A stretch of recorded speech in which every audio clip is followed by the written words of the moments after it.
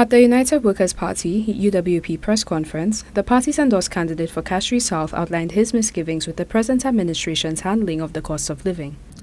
After 4 years in office, 4 years marked by rising food and fuel prices that erode real incomes of average St. Lucians, but more importantly, the poor and vulnerable in our society and country, and a government that has repeatedly claimed to have no policy tools in its arsenal to respond to spiraling inflation.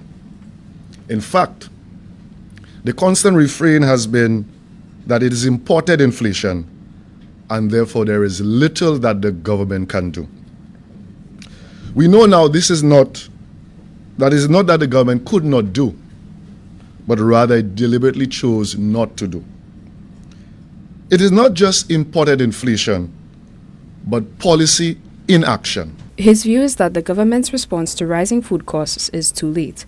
So certainly, this government has found policy creativity and ingenuity and now is proposing to reduce or to zero rate 70 food items.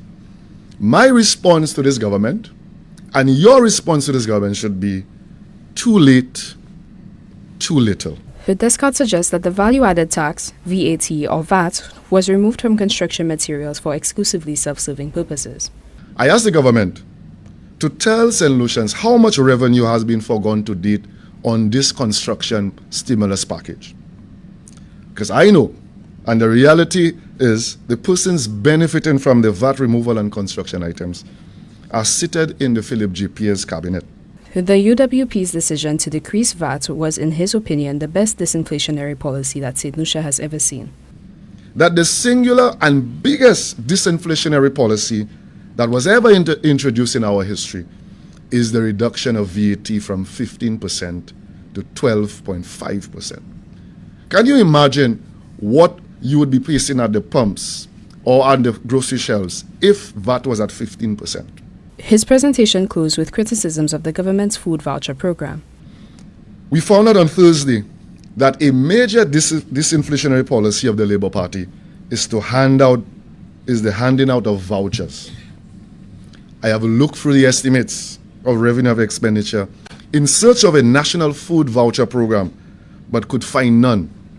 I want the government to tell the public which agency is leading on this program, how much has been allocated, and how is it disaggregated by constituency?